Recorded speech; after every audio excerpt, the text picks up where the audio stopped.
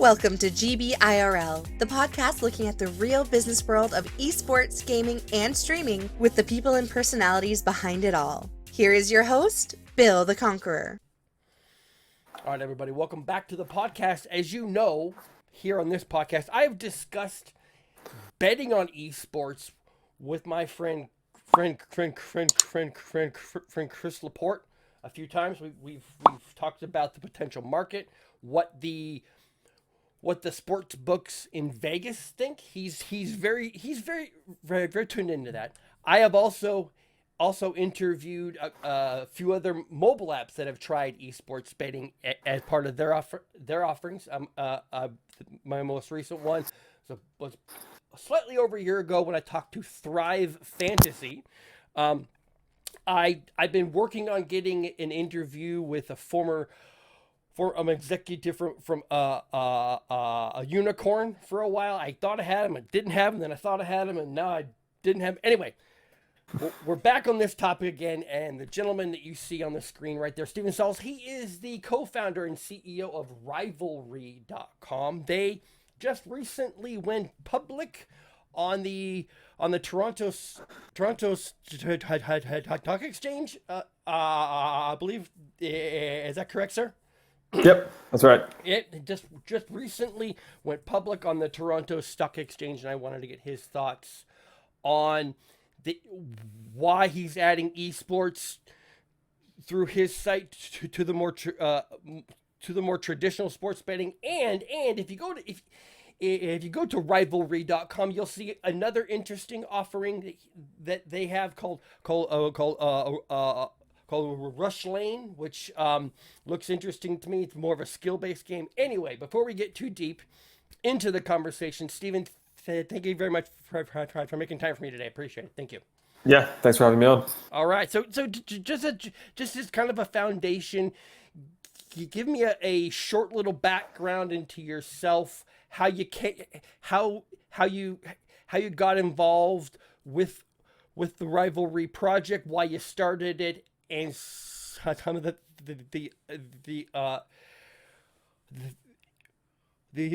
things that you've learned along the way.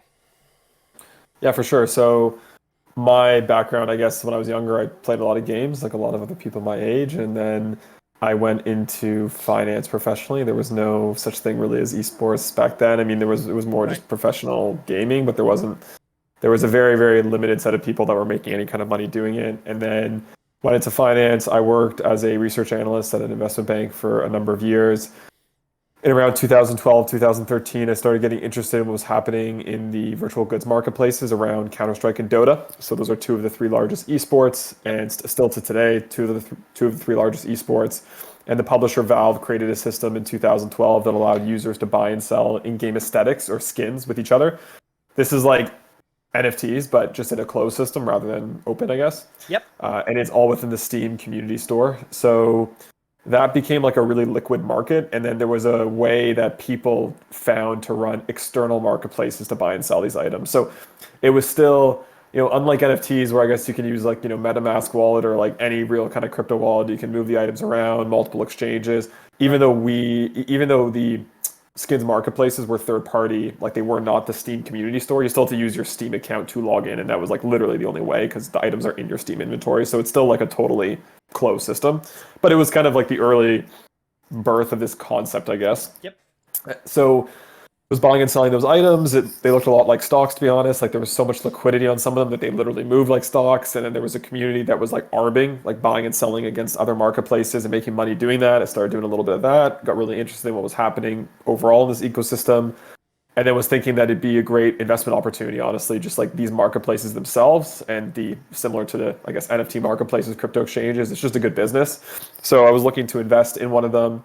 One of the biggest at the time was called Loot Market, and the two guys running it, or at least one of them was based in Toronto, where I'm based. Got to know them. We, rather than just invest, we decided to become kind of business partners, and that was kind of sometime in 2016. We formed this new company that would eventually become Rivalry. And it was originally just going to be a holding company to invest in different things going on in gaming and esports, because Loot Market, the skins marketplace, was successful, didn't really need money.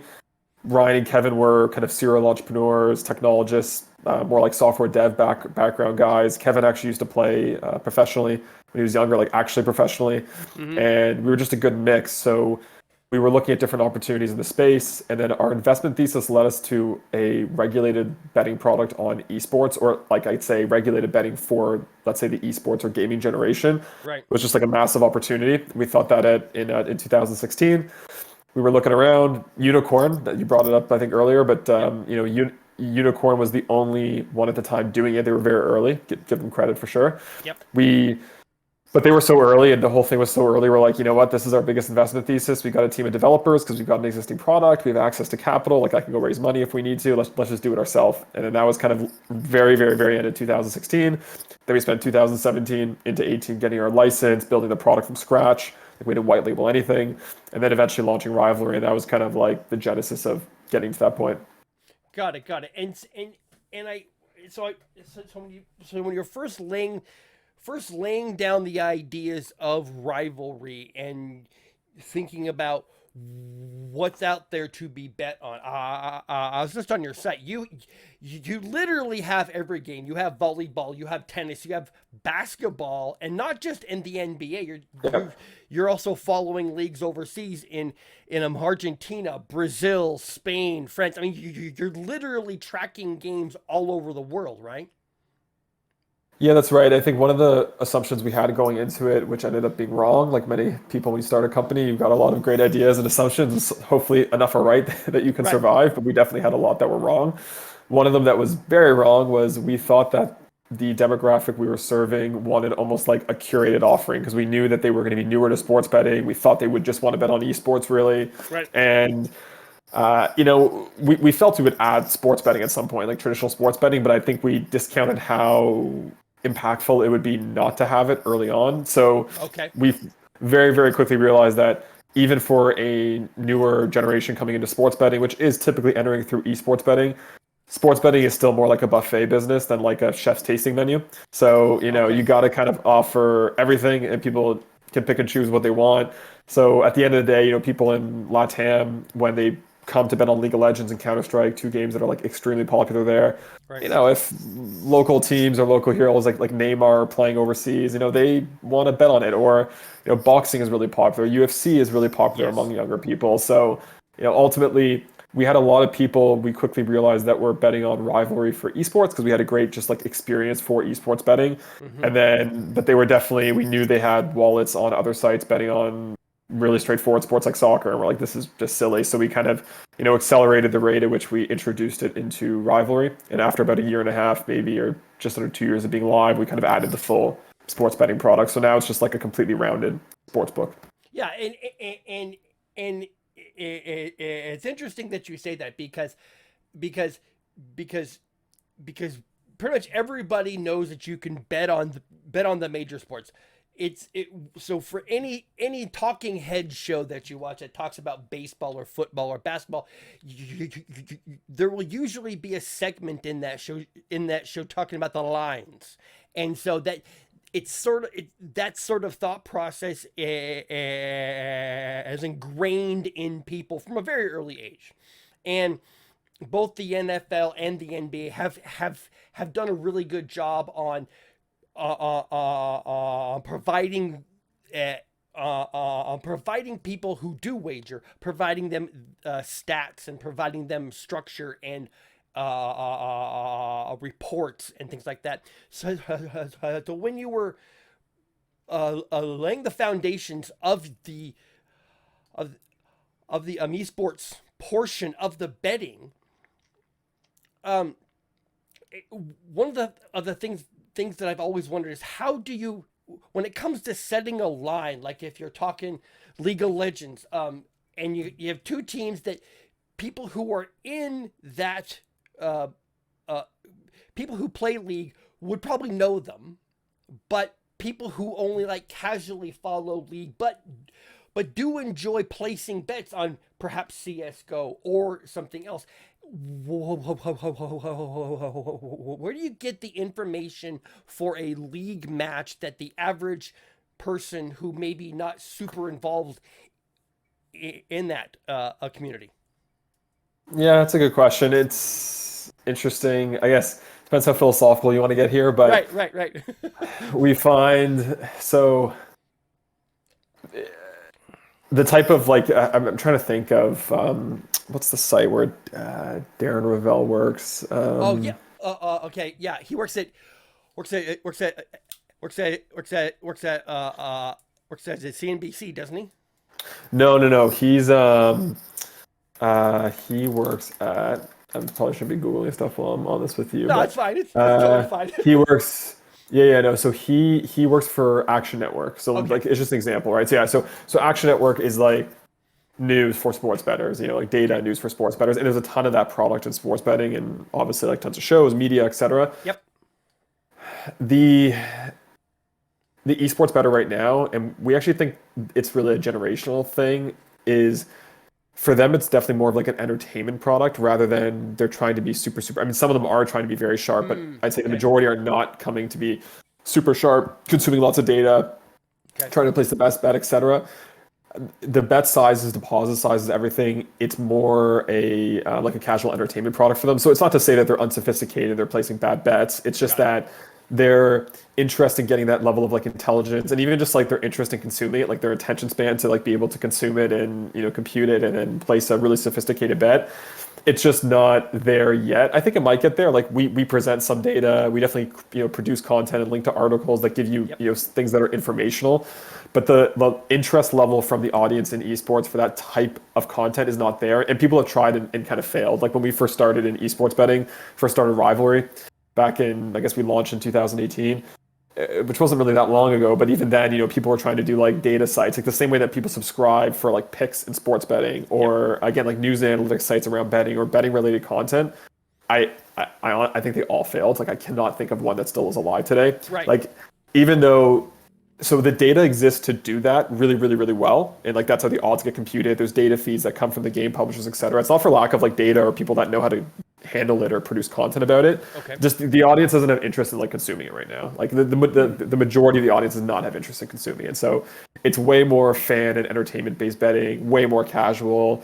So and that's kind of the style of Rivalry as well. Like we built it to be more kind of like what you spend on like Uber Eats in a week. It's not Okay. Putting $500 on the Patriots on the weekend. It's a really different type of better, at least that we're experiencing, and that we think generationally is how under 25s, under 30s will consume sports betting as a consumer product. We think it's going to be very shocking for some of the bigger sports books when they're forced to, to have to go down a little bit. Right. But they just don't bet the way their parents did, I guess I would say. Okay. And that's an interesting thought process, is that I'm old enough to where I look at sports betting as, I'm going to bet $100 on the Phoenix Suns to win game 1 of the NBA Finals. And so, okay, I'm going to bet the 100, and if I win, I get back $190 and something cents from this from the sports book at Planet Hollywood or whatever. But what you're saying is that people who like League and Dota and CS:GO and are willing to bet probably aren't gonna bet the 100. They might bet 10 to 15 because because a certain team might be playing and they like a certain player on a certain team, right? Yeah, again, like there is. So an analogy we've used is almost like if you think about the meme stock run early this year in GameStop and AMC, etc. Because it's the same demographic. If you had a Venn diagram of people that participate in kind of meme stocks, and you had maybe esports bettors, like the average esports bettor, same person, like under 25, young person that grew up on the internet, like interface with the internet, like an internet kid is like the way they kind of like to talk about themselves a little bit. So like that's the demo that's participating in this stuff. So. And even I bought some GameStop, and I used to work in finance. I knew how stupid and ridiculous it was. But the reason why I bought it, and the reason why, and we try to explain to our investors and to the market of like why that happened and how it relates to Rivalry, because it's a similar philosophical point, is that people bought GameStop, myself included, because you want to be part of the meme. Like, yes, you want to make money, obviously, but the people that bought GameStop weren't going to make life-changing money. They were, they had $1,000 stimulus check, and they, maybe they could turn it into $5,000. Like, it wasn't going to be like, insane, life-changing, like Dogecoin kind of money. It wasn't like it wasn't that kind of thing. but you did it because you bought into it was like a ticket to the meme. You could go onto like the Reddit, subreddits. Like you go on the subreddits, say like you kind of own it. You could show your Robinhood portfolio with GameStop on TikTok, and like there was a whole like entertainment experience like wrapped around owning the meme stocks. That's what made it so fun. Like I bought into the whole thing. Like it was a lot of fun, honestly. Yeah. And that's how that we talked to a lot of VCs about this as well, because that's how they are investing in consumer products for, I'd say, like Gen Z, is there's a whole wrapper of entertainment and content and experience that goes around these consumer products now. And that's also people are betting on Rivalry and how we build the experience is they're not betting, their paycheck. They're coming to bet like $20, $15, $10 even, sometimes less even. And it is a wrapper of like an entertainment experience. Yeah, they're betting on a team they like, a player they like, or they caught a clip they liked the other day, and they just really like a particular team, or the momentum they have, or whatever it may be. It's a little more like that right now. I think as it matures, there will be more natural betting behavior that sportsbooks are used to historically seeing, but consumer behavior from the next generation is going to be like fundamentally different across like most categories. It's the same reason why Robinhood gets in shit all the time for the FTC or whoever it is, or SEC thinks they're like gamifying investing. I mean, they kind of are. Confetti flies around when you do things. Like it is. But what they got right is they knew for under 25s, like you have to build a super modern, unbelievably engaging, and entertaining consumer experience. Like it's just what you need to do. So that's what they've been super successful on. They built like their bread and butter on kind of meme stocks and Dogecoin. But once the person's in the system, they are educating them on investing. Like they legitimately are. And that person is now in the investment ecosystem. And then they probably will at some point buy, Apple stock and like typical stuff. And same with our users. We find our users will come in, they're betting on, mathematically big underdog, probably going to lose money. But they kind of get just engaged in the experience, and then over time they're still placing small bets, but over time they're placing maybe slightly smarter bets, more on the favorites. We provide a ton of educational content called Rivalry Academy. So that's kind of the flavor of everything right now, at least like what we're seeing. I just want you to know that I just learned something right there, that you look at this as a wrapper. Make sure I got that right. That Rivalry, betting on Rivalry is a wrapper to an entertainment experience. Yeah. And that, for me, that really solidifies, it puts into words something that I've wondered about for a while. Is it you said it yourself, people will buy memes. People will spend money to be involved in a meme. Yeah. And I'm like, yes, they will. They will literally spend money to buy into a meme. And so I was just thinking, when 100 Thieves beat Cloud9, it was like 2 weeks ago, I'm sure there were people that were like, you know what? I'm sure 100 Thieves is going to lose. I'll bet $20 on 100 Thieves for the hell of it. And they bet the $20 on 100 Thieves, which is a massive underdog, and they sweep them 4-0, and they're like, that $20 bet makes the entire experience so much more, I won't say powerful, more palpable for them. It's like they were involved in they paid the $20 to be directly involved in that moment at that time, right? Yeah, and we see the volume of clipped bet slips, like rivalry bet slips we see on Twitter from our users is completely insane. Like, wow. Because October was a big month for us. Like the number of our customers that will tweet at their favorite Twitch influencer or team or player their rivalry bet slip, and it's like part of just like the commentary of like their engagement on Twitter or their engagement on whatever social media is insane. So like, again, they use it as like a passport into like, a conversation on Twitter even, or something like that. Like that's like what is being built around these experiences. So we have to use analogy all the time because it's so I wouldn't say arcane, but it's somewhat novel. Like the things we keep telling people and the experience we say we have that our users we're seeing with our users. And another one that we use is like the explosion in like Pokemon cards and trading cards, right? Oh yeah. So that stuff also connects because it's the same demographic that we serve. And the reason why that has surged is not because all of a sudden people just realize there's like newfound value in Pokemon cards. People have been buying and selling and trading memorabilia cards for a very, very long time. What changed in the last couple of years is now you have Instagram Live, Snapchat, TikTok, like TikTok and YouTube, like the way you can create a viral video on YouTube. So what changed was you can now spend $100,000 buying, sealed, early edition Pokemon cards, open them on Instagram Live, create virality, and you're also part of a community of influencers and creators that are doing this, and you become part of that whole thing, that whole scene. So whether you pull out a rare card that makes the $100,000 investment in all those packs worth it or not doesn't actually matter as much anymore. It's the experience and the content and like the clout you're able to get with that, and that's what's making these cards surge so much in value. And I think that's like the missing piece in a lot of the commentary we see. Okay. But like that's what's happening to like a consumer experience right now in a lot of categories. And it's like very confounding for the CNBCs of the world who are trying to like wrap their head around it. But like this is what's happening. And the thing is also the volume is huge. Like if you look at under 30s or even under 25s, like so Gen Z is all under 25, and young millennials, which I think is like anyone born basically 1990 to 1996, 97, because then you're in Gen Z. Yep. That cohort is 40% of global population. Like that's absolutely massive. I mean, 1/3 of the Earth's population, the biggest generational cohort in history, is Gen Z. So even though the amounts are small for all these categories, Robinhood or betting or whatever, the volume is huge. So it's like an inevitable generational tidal wave. So that's why we're not super fussed about bet size, the way I'm sure Robinhood doesn't really care that people are putting $1,000 onto their portfolio. Like the volume is just massive.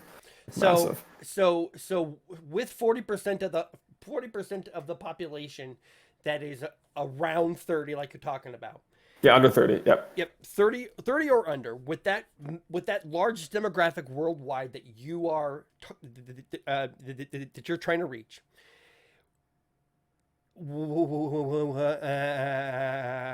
Comes to the mobile side because we now have access to the sum total. We now have access to the sum total of all human knowledge right here in our hands. Right here. This is this little piece of plastic and capacitors gives us access to everything that we can possibly think of. So for you and your company, I mean, there are massive mobile game platforms out there. In fact, I saw it on your site. You actually have the ability to bet on Arena of Valor, which for people in North America, they're like, what the hell is that? But there are people, Vietnam, Thailand, China, Australia,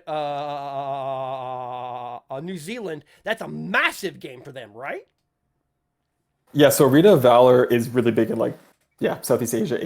Yeah. It's not, I will say for us, it's not huge on our site. Okay. The bigger mobile games are going to be Free Fire, which is a absolutely enormous game in Latin America. Like I think the monthly active users is like in excess of 50 million. Like it is completely ridiculous. Wow. And then in India you have BGMI, which is Battlegrounds Mobile India, which is it's PUBG, but PUBG kind of got kicked out of the country and then it kind of got brought back in under a new owner, a new title. Yeah. Same game. And that had 50 million downloads in the first week. This was like a couple months ago. Wow. And then in Southeast Asia, you have like Mobile Legends, which is huge. Yep. And then Teamfight Tactics, which is the League of Legends kind of League of Legends game. And our prediction, which I think we've said in a few other places, is that within the next 2 to 3 years, I think 2 of the top 5 most bet on esports will be mobile games. Like it's just inevitable. Wow. So, because outside, like what North Americans and I'd say like core EU doesn't realize is in most places, like younger people cannot afford great gaming computers. The internet connection isn't there in the way they need it to be, and they go to PC centers, but it's kind of different. They definitely don't have consoles. Like again, like that's another thing. Like people don't realize that console gaming is only big in a few different places. Like it's just from a cost and affordability perspective. So. Mobile gaming is is like rabid in these places. Like it is bigger and more competitive than most PC and console games. So our view is once there's a great betting product for it, which there isn't currently, that's why it's not there, but the audience is there and the competition is there. Like there are events pre-COVID that were being run in massive stadiums, like mobile games that were being run in stadiums with like 10, 15,000 fans in Southeast Asia.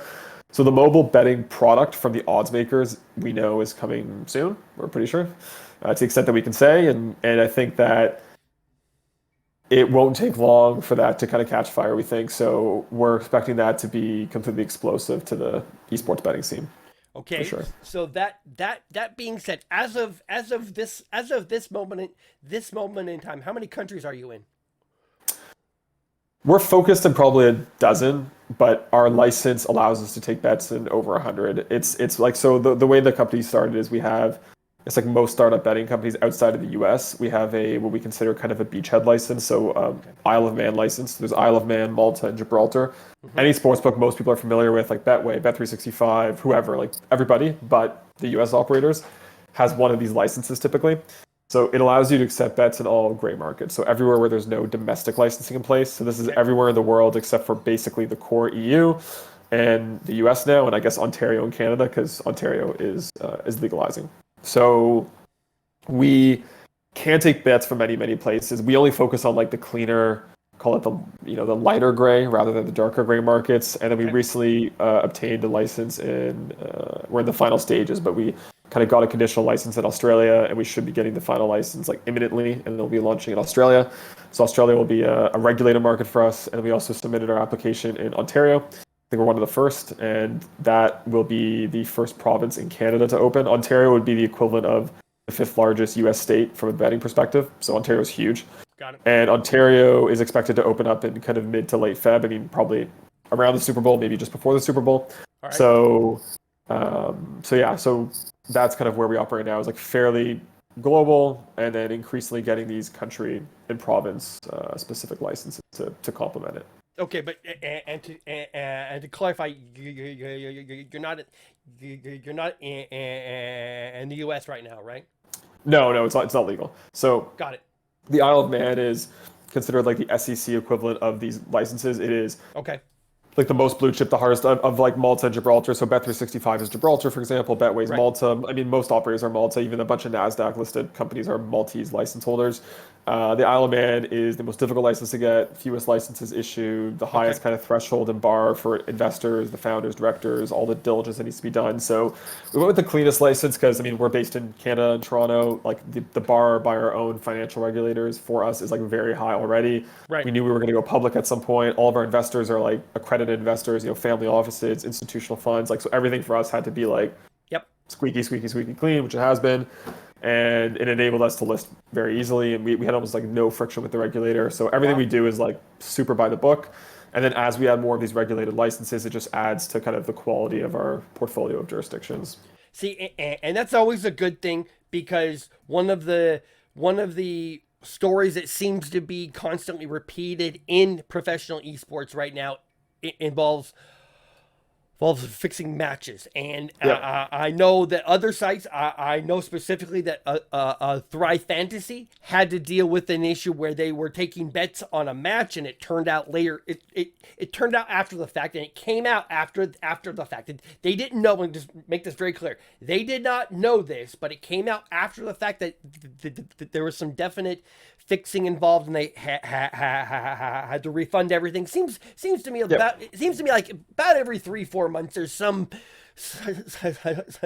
large report. Usually it's CS:GO, Dota, one of the larger leagues seems to have a problem with when it comes to match fixing. And so I'm very happy to hear that you are working hard to keep everything as transparent as possible, to make sure that the people who choose to invest in you, that you take in, are all accredited.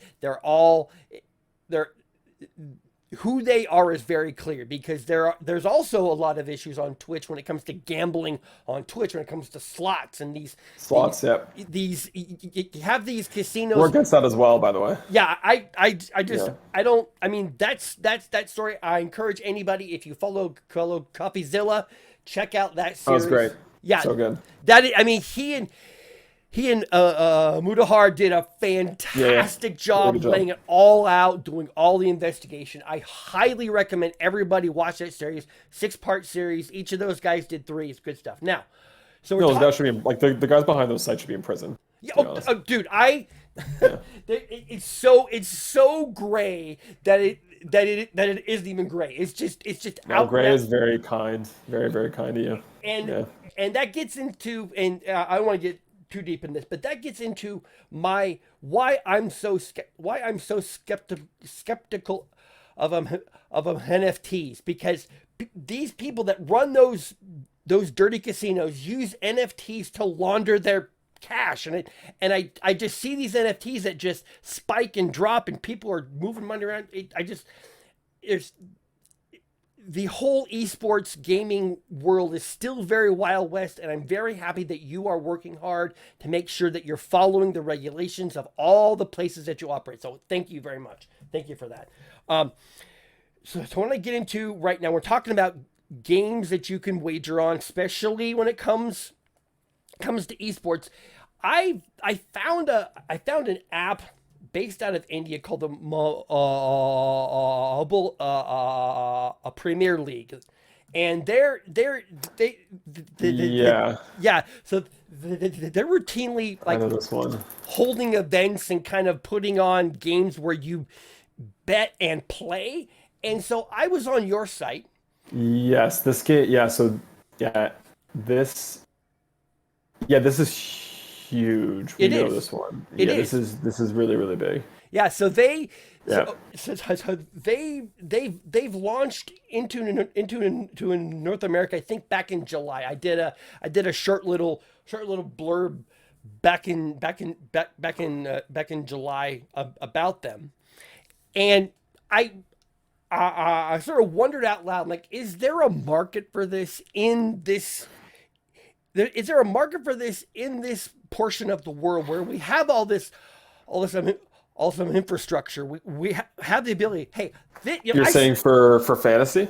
well, no, I mean, what they're offering is basically that that you play these games on your phone. You wager. I guess what I'm saying is you wager on your own skill to play these games against other people. Yeah, I mean, this is what Skills does in Yes. the US. Like, yeah, and they do it for like the same games like Candy Crush, and it's like arcadey type games. Right.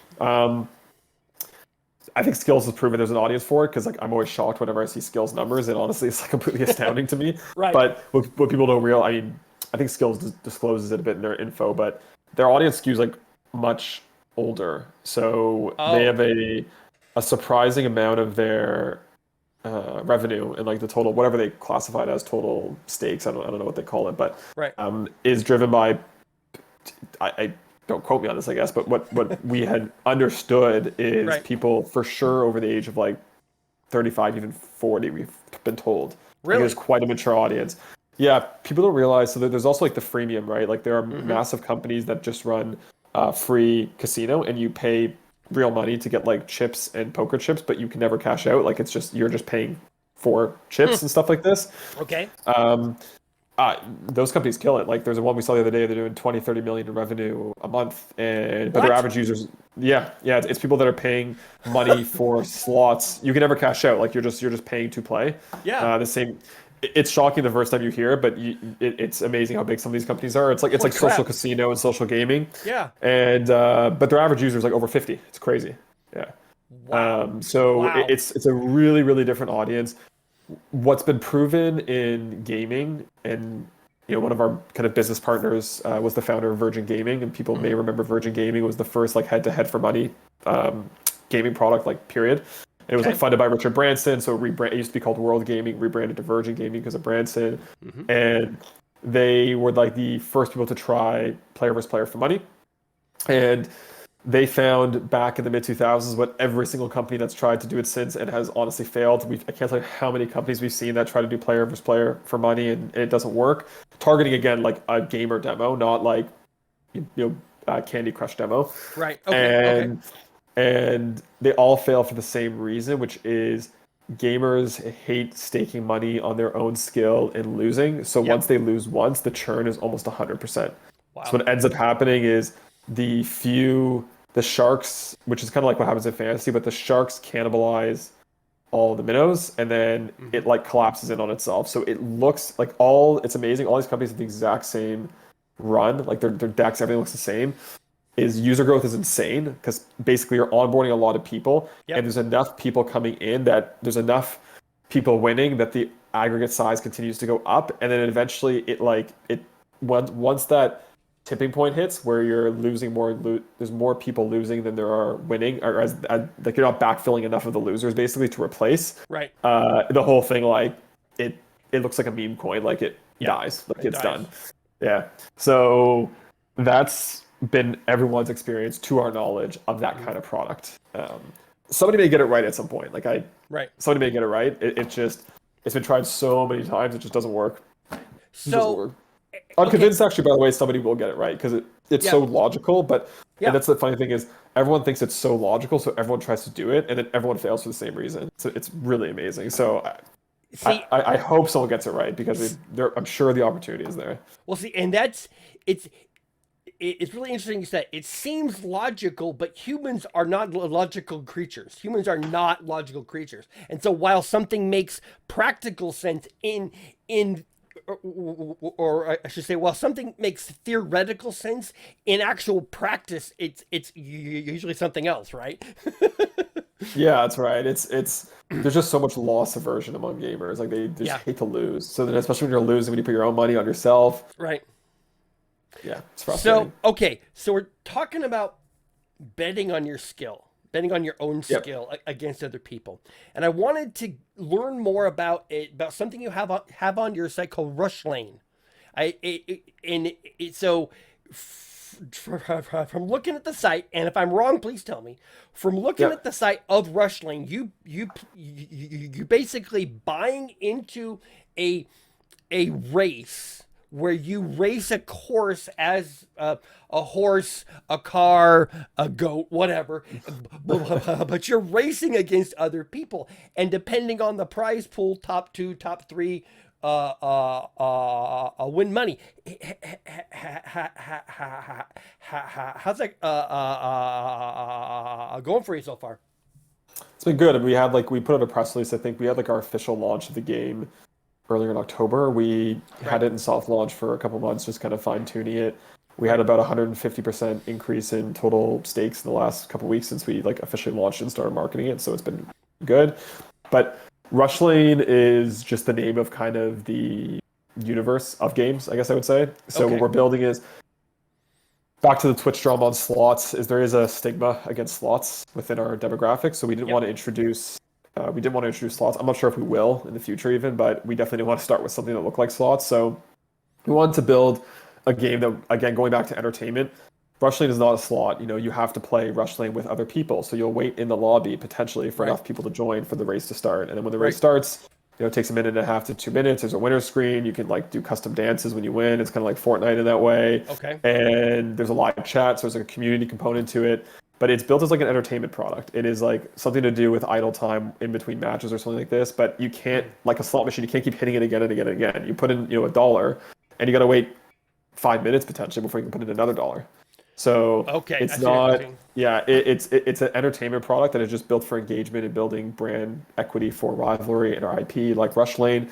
And then we also built it to be streamed. So we run events every weekend, or most weekends, I guess, where we created this thing called Rush Lane After Hours. So using the game engine Unity, we built a underground bar. It's like a Blade Runner, cyberpunk type bar, and content creators sit in it. It's kind of like a rendered environment they sit in that builds more of the game lore and kind of the environment. And then their users will join Rivalry like crazy because they want to play with their favorite influencer, and then they all play in the same lobby and they race together and all this kind of stuff. So and we had almost 12,000 concurrent viewers watching one of our content creators a few weeks ago play. So it's become very popular as a viewer kind of entertainment product.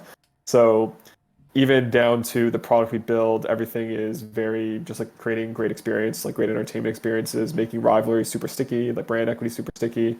we're not shoving like transactional slots down people's Right. throats. Right. A 22-year-old isn't very excited by a jungle themed slot machine. It's not really their thing. Right. So, we rebuilt the experience from scratch. Like we built it 100% in-house. We got it tested, approved by the regulator. It's like our completely our own legitimate legal casino game. So it seems like to me Rush Lane is sort of like a monetized version of Marbles on stream, right? Yeah. Very, very similar, definitely. Yeah. Okay, and that is so. Okay, so do you see Even like even Barstool, I remember like another example. It's similar to like we also took inspiration from like when Barstool during COVID when there was no sports, they were airing marble races. Like they did physical ones. They like created tracks and they were like doing literal marble races. It was funny. And then they also did horse races, but they did the horses with like it's like a electronic track, and I think Big Cat or somebody was like moving the horses. It was really insane. So it's like the way we describe it is it's almost like when you're up at a cottage with a bunch of friends or something like this, and like the stupid stuff you bet on, or right. when there's this other thing that we see on TikTok a lot where people take, it's become very popular, they take like rolls of tape of like different colors. Have you seen this? And they put it on a treadmill at the same time, and like the tape rolls because the treadmill's moving, and the one to reach the end is the winner. Like that was like our inspiration, like just ridiculous, kind of purely entertaining. And the way Rush Lane works also is it randomizes every time. So we've got lots of different track segments, and the track is random. So each time you play, it should feel slightly different. It's not the same thing over and over. Okay, and so I'm starting to see what you mean about wagering as a wrapper on an entertainment product. So the product has to be entertaining, and first, and that placing a wager on it isn't the primary reason that you're there. It's entertaining, and you add spice to the entertainment mix by saying, hey, do you want to bet $1? If you want to bet $5, you want to bet $10, it's possible to do this. And so I like that thought process, and I will freely say I have learned a lot in the short period of time we've been talking here about how you're turning the whole betting process sort of upside down, because the way that I was raised, my generation, you watch the game, and when you bet on the game, that's it. You're watching the game and you bet. That's it. There isn't any other aspect to it. But now like I said, you've turned Rush Lane. Rush Lane is basically a monetized marbles on stream concept, and I know for a fact that marbles on stream, I have friends that will do for their stream. They might have 20 or 30 people watching at any time, and they'll play marbles for like half an hour and run a bunch of races. And the way marbles monetizes is like they sell skins, right? Like you can buy like custom marble aesthetics, and like they do pretty well with that, I think. So I mean, like people, again, like back to the freemium thing, like people will pay for experience, like even though there's no buying the aesthetic for the marble. Like marbles on stream monetizes by selling the aesthetics for the game, right? So and maybe the game, I'm not sure, like maybe the game costs money if you're trying to build custom tracks yourself, but it shows like people will pay for experience, and that's happening more generationally. But definitely the thing you were touching on is really the goal. We have a very long view obviously on what we're trying to build, but we're trying to create like super fan and like fan affinity for Rivalry as a really incredible consumer brand that builds great experiences. We have started with betting, and it's great because we have a captive demo of under 30s with fully KYC wallets on our site that they fund and spend money on and enjoy experiences on our site. And there's potentially more we can do with that down the line. But we also have like a big, and this is not just PR, but we actually have a very big focus on responsible gaming, because at the end of the day, we still have a younger user than most sports. I mean, almost all sports books. Like our demographic skews much younger, and they are sports betting on our website. So we do think there's like an added responsibility because of that. But we also use it like the way we do education, the way we kind of set limits. Like for example, like if you're a whale or you're trying to bet thousands of site, you will not be on, like you will not have a good experience. Like it is not built for someone to do that. It's built for someone to deposit $20 and bet $5 if you. It's like that's really what the site is built for and how we found success.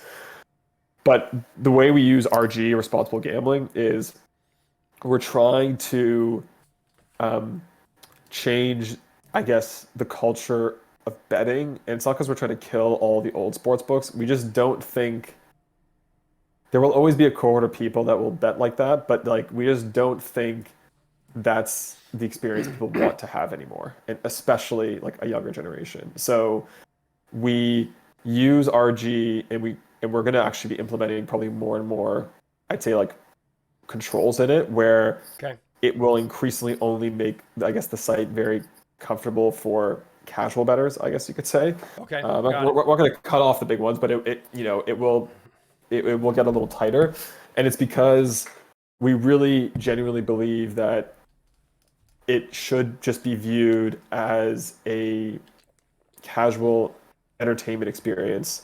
And again, the way you spend weekly on Uber Eats or your Starbucks, it like that's how betting should be. And also, and then that again takes away a lot of the stigma of it. And I think it makes it like a healthier is maybe the wrong word, but it makes it a more like natural experience versus something that you should feel weird doing, I guess, as long as I can think about it. And Right, we just right.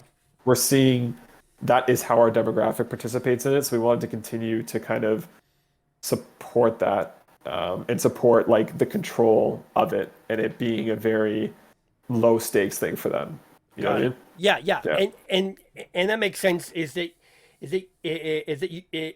you want to create an experience that the customer wants to come back to over and over again.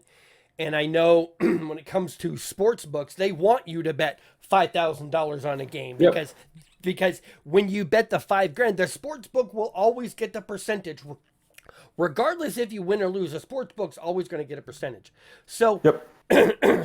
so in the next 5 years, based upon what you have, the next 5 years, how is this changing? Because the way you're laying this out right now is that you're creating tools, you're creating options where you can create experiences on other sites. Like for example, Twitch. I think it would be a very interesting concept to think about, is that you have a watch party, you're watching League, and you have a streamers watching League, and they like a particular team, and you sort of work through them, and it's sort of like a group concept, and you get together and you perhaps bet, perhaps the winnings go to a certain cause or to a certain situation. Yep. In the next 5 years, when you're thinking about Rush Lane, when you're thinking about opportunities with creators, what do you see happening? Yeah, I guess we think it is almost more like a media product. That's also like we didn't really touch on it in this podcast, but Right.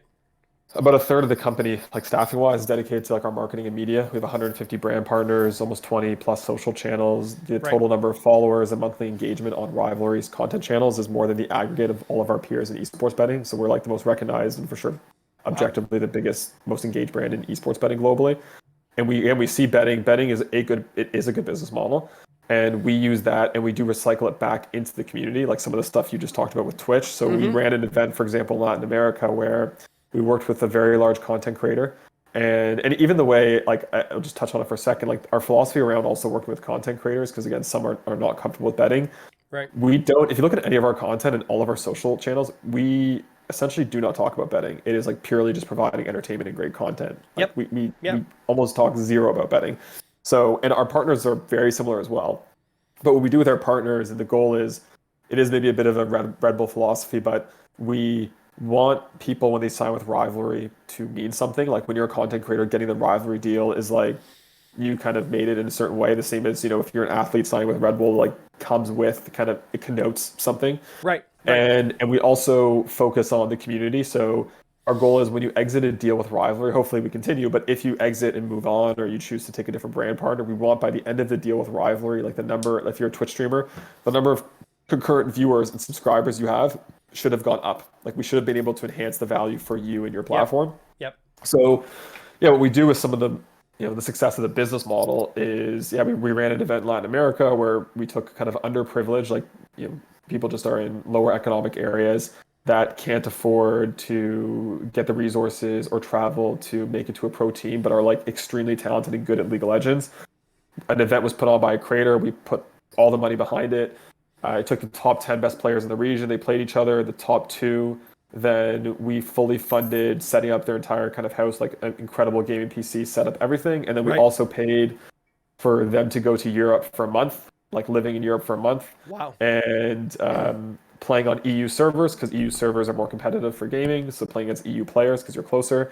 And in order to kind of daylight their talent and then hopefully get them signed by pro teams. And I think one of them may actually be signed by, this was a few months ago, but we actually think one of them may be signed by a pro team, in the coming months.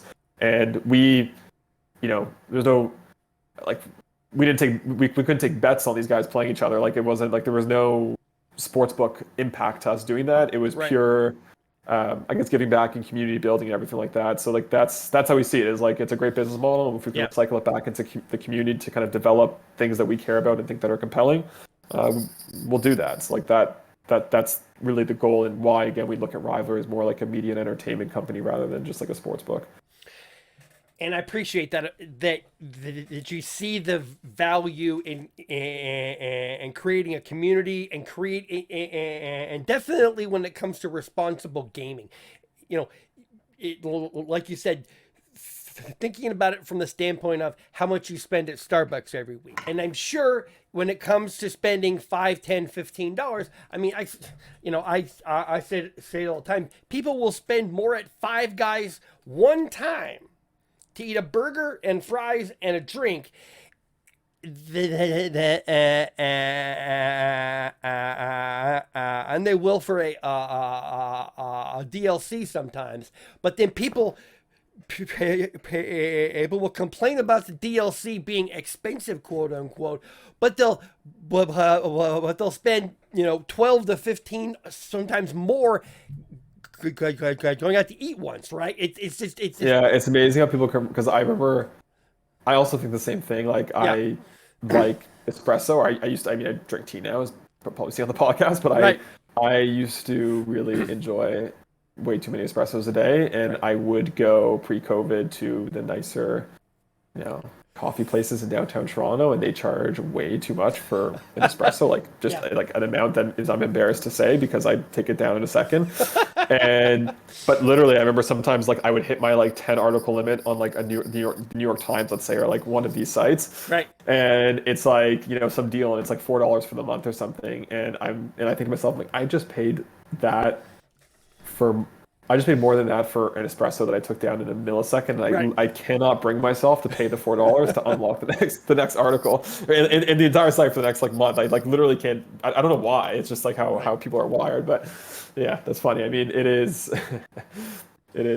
very odd. I'm sure it's been the bane of journalists and paywalls forever. It clearly hasn't worked, unfortunately. But it hasn't. But Steven, this has been a very enlightening conversation. I appreciate what you're saying. I've definitely learned a ton. I've definitely had my eyes open, and my perception of betting has definitely shifted, and I'm seeing why esports betting apps have failed in the past because of how they were constructed, and why sports betting apps, quote unquote, who try esports don't seem to get it. I've definitely had my eyes open, and I appreciate you making time for me. And so if people want to get a hold of you, how they do that? Yeah, so the best way is probably Twitter. So my Twitter is Steven Salz, which is my full name. So Steven with a V, and then last name is Salz. Probably the best way. Perfect. Yep, and you'll see that on the overlay right there. I did put his Twitter handle at the bottom. You'll see rivalry.com. Check that out. And I definitely encourage everybody, check out their content. They have great videos describing odds, describing how and why you should bet. And they definitely spend a lot of time teaching. And I've come to have a deeper understanding just through this conversation, Steven, of how you see, like I said earlier, you see sports betting as a wrapper on an entertainment product. And experience. Sorry. Entertainment experience. That's the important word. Sports betting is a wrapper on an entertainment experience. I'm going to pull that quote. I'm going to put it Perfect. I'm going to pull that quote from this podcast. I'm going to put it on a nice little Canva a graphic and put it on Twitter and tag you and everything. But Steven, for joining me to thank you very much, sir. I appreciate it. Yeah, thanks for having me. All right, everybody, thanks for tuning in. I do appreciate you being here. Please do like, share, subscribe. Please also head over to GBIRL.com. You will see a lot of audio-only versions that you will not find here on the YouTube channel. Plus, you'll see some of the older stuff I've done on the YouTube channel there as well. Thank you very, very much for tuning in. I'll see you soon. Thank you for tuning in today. You can find links to everyone on the show in the description below. Check out Bill the Conqueror on Twitch and Twitter to stay up to date on his thoughts and ideas about gaming culture.